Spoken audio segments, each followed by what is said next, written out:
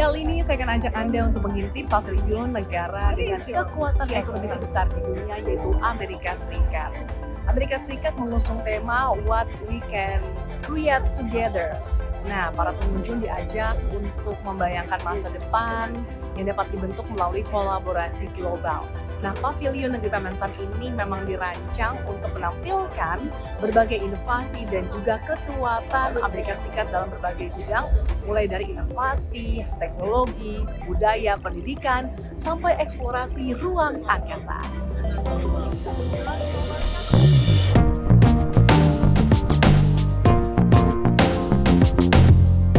Begitu melangkah mendekati pintu masuk pavilion Amerika Serikat, pengunjung langsung disambut oleh struktur megah. Di antara dinding tersebut, sebuah layar LED raksasa yang menampilkan gambar-gambar ikonik Amerika Serikat dalam format visual yang terus berubah.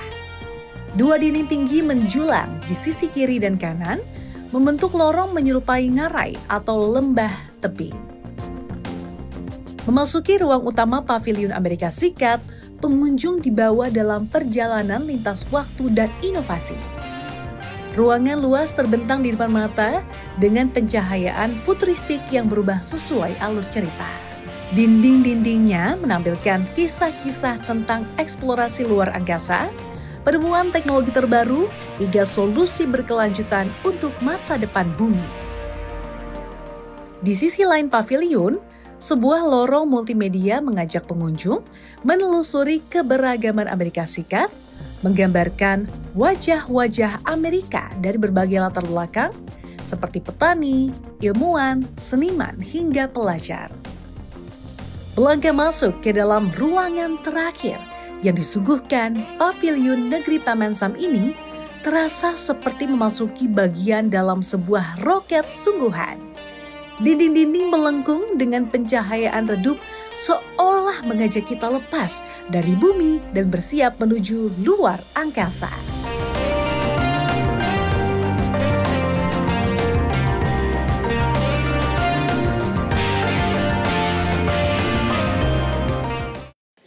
Anda menyaksikan Osaka Update bersama saya Andi Shalini, dan saat ini saya sudah bersama dengan Bapak Rahmat Gobel.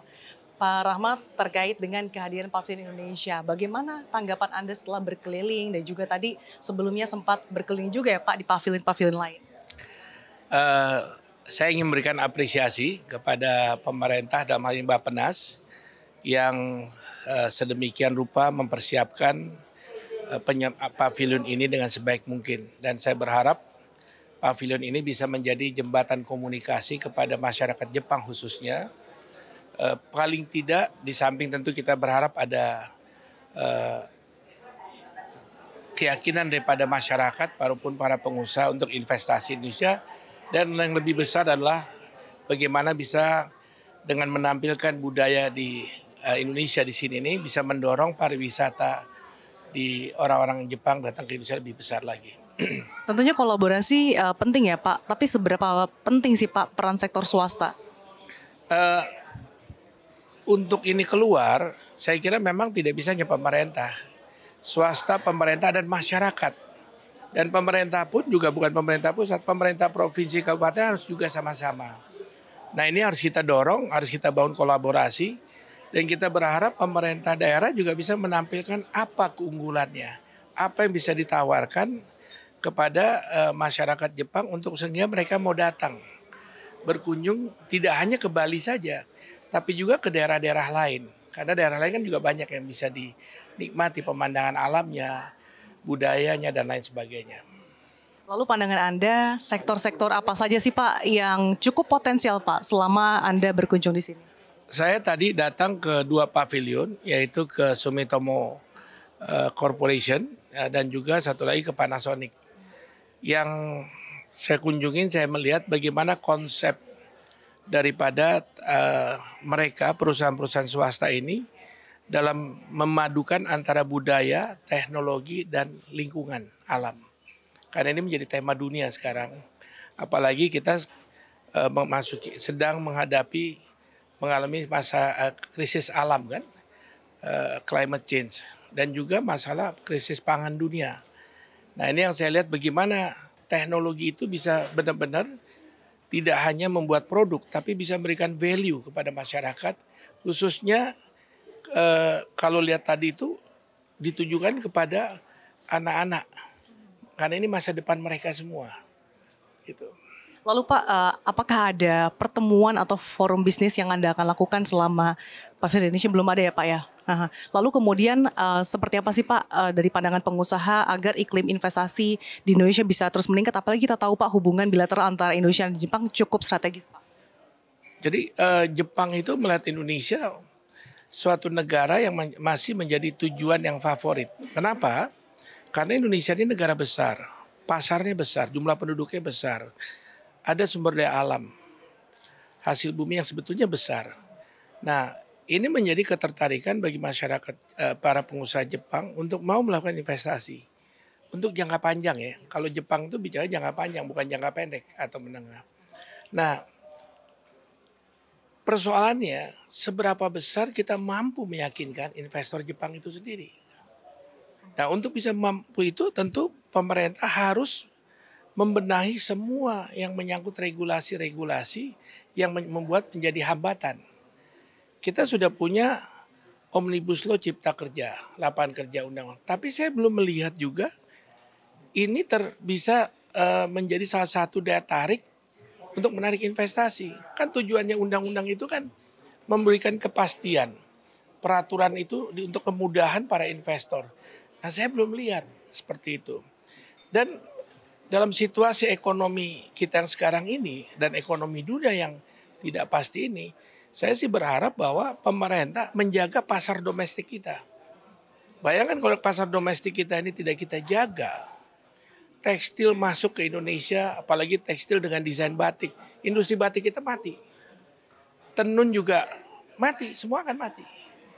Nah ini yang juga pemerintah harus lihat. Gitu. Karena import kita makin tinggi. Import tekstil semuanya. Nah ini yang saya kira menjadi PR pemerintah punya. Keseriusan pemerintah melihat pasar Indonesia ini untuk bisa menjadi insentif untuk menarik investasi dari luar. Jangan kita jadi bangsa yang hanya sebagai bangsa konsumtif. Oke, mungkin terakhir Pak singkat saja isu deindustrialisasi nih Pak. Ini kan cukup menjadi penting Pak. Sektor apa nih Pak yang perlu didorong dan kemudian di tengah kondisi geopolitik yang tidak menentu saat ini, bagaimana untuk mengantisipasi perang tarif dagang ini Pak? Begini, kita sebetulnya lihat aja berapa besar sih import kita. Import kita ini bisa nggak kita kurangi untuk kita bangun dalam negeri. Belanja negara kita, alat kesehatan, berapa besar alat kesehatan kita. Apa yang kita nggak bisa buat dalam negeri. Atau kita menjadikan ini untuk mengundang pabrikan atau investor untuk nanam di Indonesia. Karena pasar kita besar. Jangan kita hanya melihat ini nggak bisa, itu nggak bisa. Ini bisa. Tinggal bagaimana pemerintah mau memberikan insentif yang bisa meyakinkan mereka sehingga mereka mau invest di Indonesia. Ini nggak kelihatan. Berarti insentif selama ini belum cukup maksimal. Nah ini mesti dibuat. Kan investasi kalau alat kesehatan itu padat modal, bukan padat karya. Jadi bagaimana memberikan insentif untuk padat modal, padat karya. Ini harus ada berbeda, nggak bisa sama. Terima kasih Pak Rahmat Gobel atas waktunya. Demikianlah perbincangan kami bersama dengan Bapak Rahmat Gobel. Saya Andi Shalini, CNBC Indonesia, Beyond Business.